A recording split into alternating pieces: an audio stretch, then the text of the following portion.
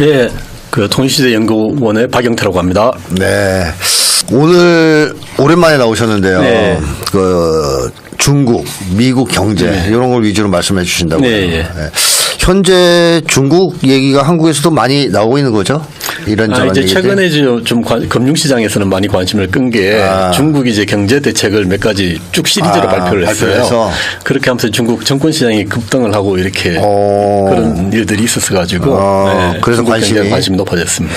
그 언제 어떤 정책들을 중국 정부에서 발표한 겁니까? 이제 9월 하순부터 이렇게 몇 차례 시리즈로 나왔는데요. 네. 9월 24일 날 그 인민은행장 우리로 치면 이제 중앙은행장이죠. 예, 은행장이죠. 한국은행장. 그다음에 뭐 정권감독원 뭐 이런 데 이제 주요 그 금융 책임자 3명이 네. 이례적으로 3명이 다 나와서 기자회견을 한 거예요. 같이. 그러면서 이제 이러저러한 이제 금융 부양 정책을 우리가 하겠다 그런 이야기를 했고 그다음 바로 이어서 9월 26일에는 공상단 그 중앙정치국 회의가 있었어요. 그래서 이제 시주석 주재로 회의를 하면서 뭐 부동산 시장 안정이라든가 앞으로 재정정책 방향이라든가 이래서 또 언급이 있었고 경제 문제 언급을 그리고 했다. 또 10월 8일 날은 그 국가발전개혁위원회에서 기자회견이 있었고 또 10월 12일에 또 재정부 기자회견이 있고 이렇게 쭉 시리즈로 계속 이제 경제 대책을 내놓은 거예요. 네. 그러니까 금융정책, 재정정책 이런 거에 대해서 쭉 갑자기 몰아치기식으로 얘기했다. 그렇습니다. 예. 그래서 중국 증시가 뛴 거예요? 예, 뭐 짧은 게 한 일주일 사이에 30% 올랐다가 지금은 조금 이제 다시 떨어져서 어쨌든 그 전보다는 올라 있는 상황이죠. 예. 이렇게 하니까 사람들이 뭔 일이 있구나. 예, 예.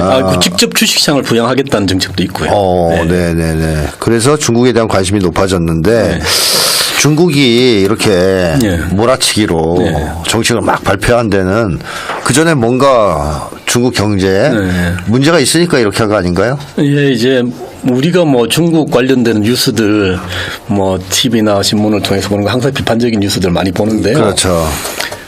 그 중국 경제 그러면 대표적으로 그쵸 뭐 부동산 시장이 많이 떨어진다더라, 폭락했다더라, 그 다음에 뭐 소비 경기가 안 좋다더라, 뭐 그런 이야기인 거죠. 예, 그 실제로 이제 이게 중국 부동산 시장이 특히 문제였는데 그래서 뭐 빈집이 얼마가 있고 뭐 이것 때문에 뭐 폭망할 거다, 제2의 일본이 될 거다, 뭐 그런 이야기들이 서구 언론에 많았었는데. 부동산 시장이 떨어진 게 지난번에도 한번 작년쯤에 말씀드린 적이 있는 것 같은데 이게 그냥 시장이 무너져서 떨어진 게 아니고 애초에 가만두면 너무 버블이 커질 것 같으니까 중국 당국이 정책적으로 2021년 초부터 아주 세게 이렇게 억누르는 정책을 한 거예요. 이대로 가만두면 안 되겠다. 진짜 버블처럼 커졌다가 일본처럼 될 수도 있겠다. 버블 터질까 봐. 방지하자. 네. 그래서 이제 그게 계기가 됐는데 그리고 하고 보니까 실제로 부동산 가격이 떨어지는 거예요. 너무 또 억제가 됐다. 네. 그러니까 22년 초부터는 이제 전년 대비로 가격이 떨어지기 시작하는 거예요. 22, 23, 24, 올해 3년째 지금 가격이 계속 떨어지니까 고점 대비 많이 떨어진 데는 30% 아파트 가격이 이렇게 떨어지는 거예요. 그러니까 이제 이런 식으로 자산 가격이 떨어지고 또 주식 시장도 안 좋았어요. 네. 그러니까 이제 뭐 중국도 우리랑 비슷하겠죠. 대부분 이제 집이 제일 큰 자산일 텐데 그다음에 여유가 조금 있으면 주식도 투자할 거고 근데 그 내가 투자하는 자산이 10억이었던 게 갑자기 아파트가 7억이 되고 이러면 소비할 기분이 안 나잖아요. 내가 갑자기 커지는 듯한 느낌이 들잖아요. 그러니까 소비 경기가 안 좋았어요. 그러니까 원래는 2020년대 코로나를 중국이 세게 통제를 했잖아요. 그래서 그게 풀리고 나면 뭐 한 22년, 23년부터 경기가 굉장히 좋아지겠구나 이랬는데 마침 그때서부터 부동산 시장이 안 좋아지고 주식시장도 안 좋아지면서 예상보다 소비 경기가 안 살아난 거예요. 네. 자본주의는 또 소비가 안 돌아가면 잘 안 돌아가니까. 그렇죠. 그래서 중국에서 어쩔 수 없이 이렇게 여러 가지 경제 정책이나 금융 정책들을 몰아서 발표할 수밖에 없었다. 네, 그런 배경이 있었던 거죠. 그렇게 봐야 되겠군요. 자, 그러면 이 구체적으로 정책들 아까 쭉 여러 가지 이제 여러 단위에서 발표를 했는데 어떤 것들이 있습니까? 그걸 좀 정리해 본다면. 예, 뭐 어떤 나라나 이렇게 국가에서 경제 정책을 한다면 크게 분류를 해보면 금융에 관한 정책, 그다음에 이제 재정 정책 이게 이제 크게 두 분류를 할 수가 있어요. 이제 금융에는 뭐 자본시장과 관련된 것도 포함될 수 있는데 어쨌든 9월 24일 날 처음 이제 금융당국 3총수가 나와서 이야기한 게 이제 내용적으로 금융정책의 내용이 많아요. 이제 거기에 보면 일단 뭐 그 지급 준비율, 은행의 지급 준비율을 0.5% 낮춰주겠다. 뭐 그러냐. 그 이제 지급 준비를 낮추면 은행이 대출 여력이 생기니까 네네. 시중에 자금이 풀리고 경기를 부양하는. 쉽게 하면 돈을 풀겠다. 예, 맞습니다. 돈을 풀. 물론 그런 정책은 계속 시행해 왔어요. 네. 계속 지준율을 꾸준히 낮춰왔는데 이번에 또 내었고. 그다음에 이제. 제일 초점은 일단은 부동산 시장과 관련된 거예요. 그러니까 아까도 네. 말씀드렸지 부동산 시장 문제가 심각하다고 하니까 가격도 최근까지 계속 빠지고 있고 그러니까 그래서 부동산 시장과 관련해서 어떤 대책을 내놨냐 그러면 그 부동산 그 담보대출 금리를 0.5% 낮춰준 거예요. 근데 통상 금리를 낮춰준다 그러면 네. 기존에 기존에 뭐 받았던 사람들은 놔두고 이제 새로 받는 사람한테 적용을 하잖아요. 그렇죠. 근데 이번에는 기존에 대출 받은 사람도 다 낮춰준 거예요. 깎아주는? 네, 깎아줬어요. 아하. 그러니까 그 이자 비용 절감되는 만큼 어쨌든 내가 소비가 그러면 생기겠죠. 부동산 구입이 좀 증가할 수 있겠네요. 그렇죠. 수요가. 네. 지금 가격도 많이 떨어져 있고, 네. 그러니까 실수요자 입장에서는 이제 사볼까 이런 마음이 생기겠죠. 그렇죠. 네. 대출도 싸게 받을 수 있으니까. 그다음에 이제 뭐 어느 나라든 뭐 집을 내 돈 가지고 100% 사는 사람은 없으니까. 네. 이제 은행 중국에서는 이제 그 자기 자금을 최소 뭐 10억짜리라 그러면 2억 5천 25%는 내라 이렇게 규제를 했었는데 그걸 15% 낮춰줬어요. 집 그러니까 좀 대출을 좀 더 해주겠다는 이야기죠. 네. 내 자금이 조금 적어도 집을 살 수 있게 해주겠다. 자, 그래서 어떻게 부동산 시장도 조금은 살아날 가능성이 있습니까, 이러면? 예, 그리고 이제 이거는 뭐 경제 정책은 아니지만 네. 그 그 공산당 회의에서 시주석이 직접 그런 언급을 했어요. 부동산 가격에 대해서 최소한 더 이상 떨어지는 건 맞겠다. 완만하게 회복할 수 있도록 하겠다. 그걸 이제 시주석 입으로 직접 이야기를 했죠. 뭐 그 절대적인 권위니까 심리적 효과가 있겠구만요. 그죠, 크겠죠, 그게. 네, 그렇군요. 윤석열이 이런 얘기했으면 아무도 안 믿었을 텐데 그나마 시진핑은 중국 사람들이 좀 믿는 것 같아요. 이거는 뭐 절대적인 거죠. 자, 그다음에 또 어떤 정책들 있습니까? 네. 요거는 이제 부동산과 직접 관련되는 쪽이고 아까 주식시장도 상황이 안 좋다 그랬는데 그렇죠. 또 주식시장은 플러스 뭐 주식시장을 포함한 자본시장 이걸 이제 그걸 좀 활성화시키는 정책을 낸 거예요. 그래서 예를 들면 이런 거예요.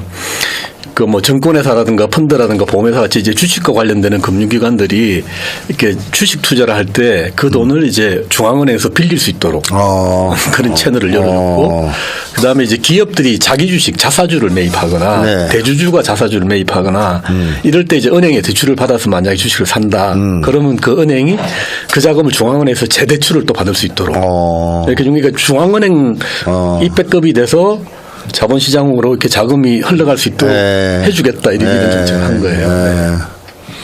자, 그런 식으로 해서 이제 주식 자본시장도 좀 부양을 하려고 하는. 그거 하고 이제 플러스 그러면 주식 가격만 부양하겠다 이런 게 아니고 내용을 자세히 들여다보면 기업들 간에 이제 그 인수합병을 통해서 재편하고 그러니까 뭐 거대화하고 합리화하고 뭐 이런 거 그다음에 이제 혁신산업 우리로 치면 뭐 벤처캐피탈 이런 투자도 이제 더 할 수 있도록 조치를 하겠다 이렇게 하는 거예요. 그러니까 두 가지를 다 이야기를 한 거죠.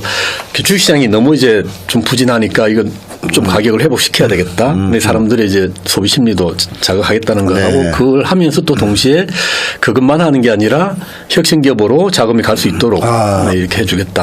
이제 신질 생산력이라는 용어를 쓰잖아요. 이제 그 새로운 그 첨단 산업을 육성하겠다. 쉽게 뭐 전략적인 산업들, 뭐 혁신 산업들 이런 쪽은 돈이 좀 가게 갈 수 있도록. 그리고 구조 조정 같은 것도 좀 하려면 할 수 있겠네요. 인수합병 같은 거에서. 그러니까 아무래도 뭐 어느 나라든 기업이 하다 보면 부실 기업들이 생기게 되니까 그런 것들을 이제 통폐합을 해줘야 되는 거죠. 자, 그래서 단순하게 경기 부양에만 국한된 대책은 아니다 이런 거고요. 또 그럼 어떤 게 또 있을까요? 그리고 이제 좀 중요한 포인트가 하나 있는데요. 이런 정책을 이야기를 하면서 이제 그 시중은행의 그 자본금을 1조 원 정도 늘릴 수 있도록 해주겠다 이렇게 이야기를 한 거예요. 근데 이게 은행 뭐 이게 국제 결제에는 BIS 뭐 이런 이야기 혹시 들어보실지 모르겠는데 IMF 다 참 우리가 많이 듣던 이야기인데 그 우리나라 IMF 문제가 될 때 이제 은행들이 뭐 너무 부실화돼서 자기 자본 비율이 너무 낮아서 작다. 그래서 외환은행도 그런 식으로 해서 팔렸단 말입니다. 나중에 알고 보니 뭐 조작된 거라고 그러겠지. 그러니까 자기 자본 비율이 너무 떨어지면 추가로 대출을 못 해줘요.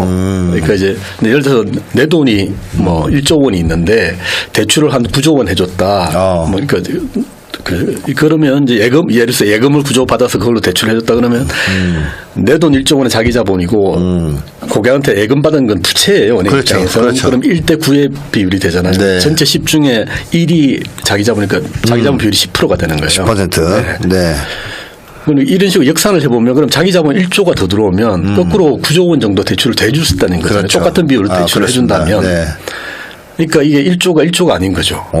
그러니까 이게 훨씬 크다. 네, 실제로. 이게 중국의 GDP 규모가 한 120조 원 정도 되거든요. 네. 최대 10조 원이 대출이 풀린다 그러면 거의 GDP 대비 8% 이렇게 엄청난 유동성이 공급되는 거니까 이건 근데 이제 자본을 확충해 준다고 그 돈이 자동적으로 대출을 가는 건 아니에요. 그렇죠. 은행들이 대출을 하는 영업 행위를 해야 되는 거니까. 다만 이제 근데 어쨌든 그렇게 그럴 수 있는 여유는 생긴 거죠. 넓혀줬다 이거죠. 네. 어쩌 한계를 올려줬다. 네. 근데 갑자기 궁금해지는 것은 말이죠. 지금 전 경제를 잘 모르니까 네. 1조 위안이 우리나라 돈으로 얼마나 됩니까? 대략 200조 원 정도 되죠. 200조 원. 네, 정확하는 한 190조 원 정도 될 텐데요. 그냥 그래요? 러플리. 역시 중국 경제 규모가 크구만요. 네, 그렇죠. 이해가 되죠. 네. 자, 그리고 또 마지막으로 어떤 게 있습니까? 예, 그리고 이제 요게 이제 주로 이제 금융 정책이라고 하는데 해당되고요. 그다음에 이제 아까 말씀하셨듯이 금융과 재정 정책이니까. 금융과 관련된 금융기관이나 뭐 주식시장, 은행과 관련된 그런 이야기들이고요. 그다음에 이제 또 재정 정책이 있는데 네. 이거는 이제 재정 정책 말 그대로 이제 국가가 돈을 써서 그렇죠. 이렇게 뭐 경제 특정한 산업을 지원한다든가 뭐 소비를 진작시킨다든가 뭐 이런 건데요. 그게 이제 어쨌든 큰 방향은 재정부 인터뷰에서도 그랬고 이렇게 정부가 그 국채를 발행해서 요즘 미국이 국채 발행해서 뭐 부채가 엄청 많다 그런 이야기를 하는데 중국도 어쨌든 추가로 국채를 발행해서 그 돈으로 그 필요한 아까 은행 지원이라든가 그다음에 지방 그 부채 문제 해결하는 데 지원한다든가 그다음에 이제 필요하면 시주시 그런 방법도 있어요. 그 이 저소득층한테는 현금을 직접 주는 것도 고려하고 있다. 기본소득인데. 예. 그다음에 이제 그 소비 쿠폰, 네, 상품권 같은 거죠. 그런 것들 주는 것도 이제 생각하고 있다. 뭐 이런 이야기를 그것도 했는데 돈이 필요하니까. 예. 예. 어쨌든 그걸 하려면 돈이 필요하니까 정부가 돈을 조달하는 방법은 대부분 이제 국채를 발행해서 그 돈으로 이제 하는 거고요. 그래서 국채 발행을 확대하겠다고 했는데 정확하게 어느 규모로 하겠다는 건 아직 발표를 안 했어요. 네. 어쨌든 할 건 할 건데 얼마 정도 할지는 아직 정해지지 않았다. 10월 말 되면 어쨌든 이것도 이제 그 일종의 그 우리로 치면 국회의 동의를 받아야 되는 거기 때문에 10월 말에 전국인민대표자 대회 상임위원회가 있어요. 아마 거기서 논의해서 결정을 하게 될 것 같습니다. 네, 그렇군요. 그때 이제 결과를 보면 구체적인 숫자가 나올 것 같습니다. 이게 재정정책이 맞긴 맞는 것 같네요. 얘기를 들어보니까. 네. 윤석열이 하는 건 재정정책이 맞나요? 뭐 재정 정책을 하긴 하는데 이제 지금 우리나라 보수들의 왜곡된 그 시각이 물론 이제 재정을 관리를 잘 해야 되는데 그러니까 정부 부채가 너무 늘어나는 걸 컨트롤 하긴 해야 되는데 우리는 그 GDP 대비 정부 부채가 지금 50%가 안 돼요. 40%대예요. 그러니까 쓸 수 있는 여력이 있어요. 근데 미국은 코로나 때 가게들한테 현금을 그냥 줬단 말이에요. 공장을 꽂아줬죠. 우리는 그거 안 했잖아요. 안 했죠. 그러니까 우리 우파들이 금과국적으로 여기는 미국에서 하는 정책조차도 우리는 안 따라하는 거죠. 그러니까 서민들한테 도움이 되는 일을 별로 안 해요. 절대 안 하죠. 근데 부자 감세는 하고. 별로 안 하는 게 아니라 절대 안 하고. 합니다. 네.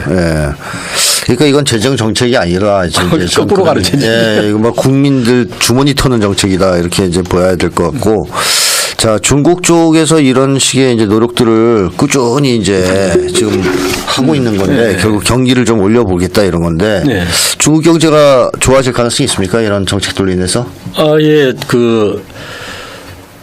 이 중국 정부가 이렇게 정책적으로 경기를 부양했던 대표적인 사례가 2008년에 글로벌 금융위기가 있었잖아요. 그렇죠. 이제 시발은 미국에서 터졌는데 문제는 미국 놈들이 일으켜놓고 결국 지나고 놓고 보니까 중국이 세계 자본주의를 구했다. 뭐 그런 이야기가 들렸는데 왜 그랬냐면 2008년도 그 사태가 터졌을 때 중국은 그런 경험을 해본 적이 없어서 깜짝 놀란 거예요.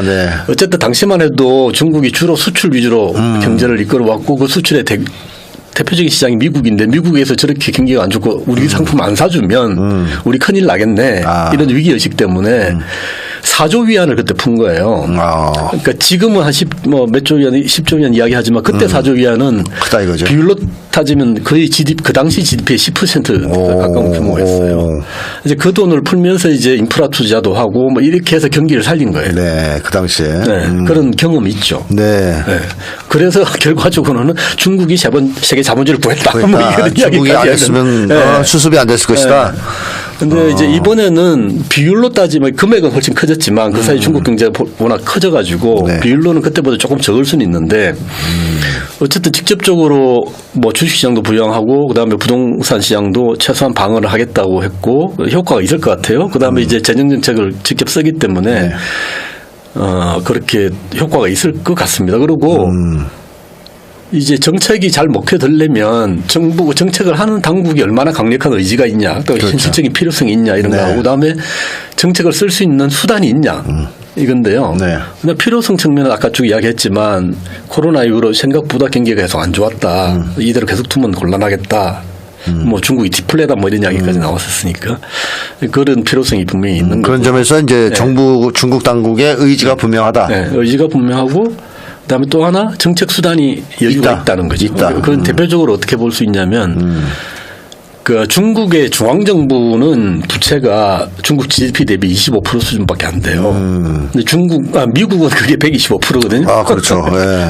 아마 거의 뭐 130%를 향해서 달려가고 있을 텐데 네. 그렇게 비교를 하면 중국은 중앙정부가 채권을 발행해서 재정을 쓸 수 있는 여력이 얼마든지 많다. 있다는 거죠. 네. 사실은 이제 중국 지방정부가 조금 문제이긴 한데 네. 어쨌든 중국이 중앙정부 입장에서는 지방정부 부채 문제도 그러니까 중앙정부의 능력으로 일부분 지원하겠다 이런 이야기고요.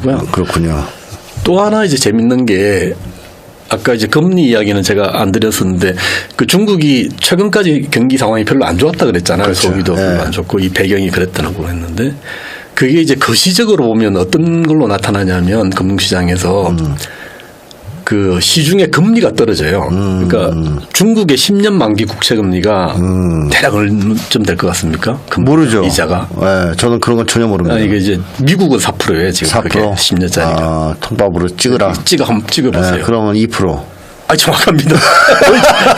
반땡. 이게 사실은 요즘에 반땡이 유행이에요. 네, 반땡한 겁니다. 사실은 네. 고도 성장하는 그 개발 도상에 있는 나라들은 금리가 높은 게 정상이에요. 선진국들보다.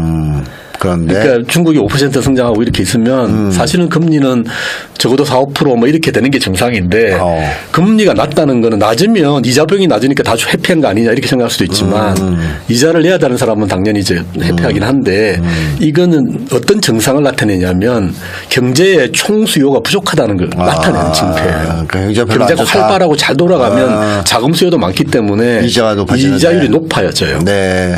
근데 이제 중국도 그전에는 금리가 6% 뭐 5% 이렇게 하다가 지금 7, 8년째 계속 떨어져서 지금 최근에 2%까지 떨어진 거예요. 예를 들면 돈 빌리는 사람이 없으니까 네, 돈 빌리는 사람이 없다. 그냥 금리를 깎아주는 수밖에. 그게 이제 예. 또 역설적이게 중국 실제 시민 가게는 돈이 없어서 돈을 못 쓰는 게 아니고 돈을 은행에다 넣어놓고 있어요.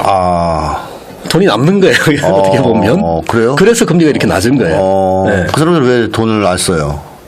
이제 그게 아까도 이제 벼락거지 이야기 잠깐 했는데 내가 가진 집값이 2년 전에 비해서 지금 10억 하는 게 7억이 됐어? 심리적으로 그러면 불안해. 내 소득은 뭐 월급은 꼬박꼬박 들어와도 괜히 불안하잖아요. 마음이 불안. 그 효과가 커요. 그렇군요. 네.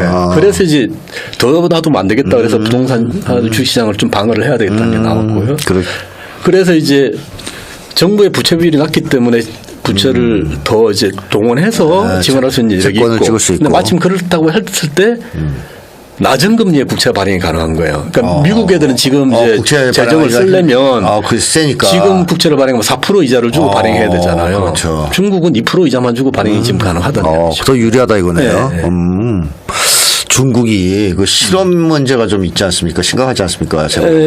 그래서 이제 그것도 이런 정책이 나온 배경이죠. 그러니까 그것도 좀 좋게 만들겠다. 전체 실업률은 낮은 거, 그렇게 높은 건 아닌데 청년층 실업률이 좀 높게 나오죠. 청년층. 그러니까 청년들이 취업해야 되니까 청년들이 느끼는 경기를 활성화시키고 새로운 혁신 일자리도 만들고 이렇게 돼야 되는 거죠. 우리나라도 문제인데 이건 얘기하기 싫고요. 지금 뭐 얘기해봤자 소용도 없는 상황이고. 자, 그래서 중국이 지금 미국보다는 유리하기 때문에 이런 정책들을 활용하면 전반적으로 중국 경제가 좀 좋아질 것으로 뭐 예상한다 이렇게 오늘 뭐 어려운 얘기인데 주제인데 쉽게 말씀 잘해주셔서 아주 즐거운 시간이고 유익한 시간이었던 것 같습니다. 고맙습니다. 예, 감사합니다. 네, 마치겠습니다. 감사합니다.